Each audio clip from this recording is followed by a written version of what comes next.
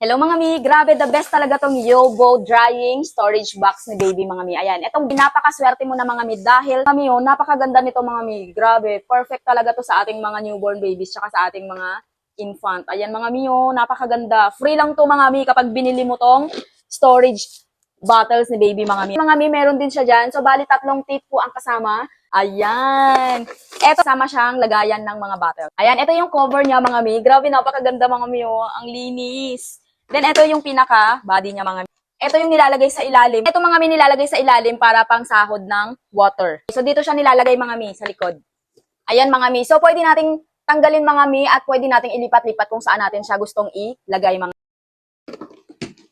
Sa mga mi, ito yung lock niya mga mi. Mga mi, ang dali lang niya pong ilagay mga mi. Ayan.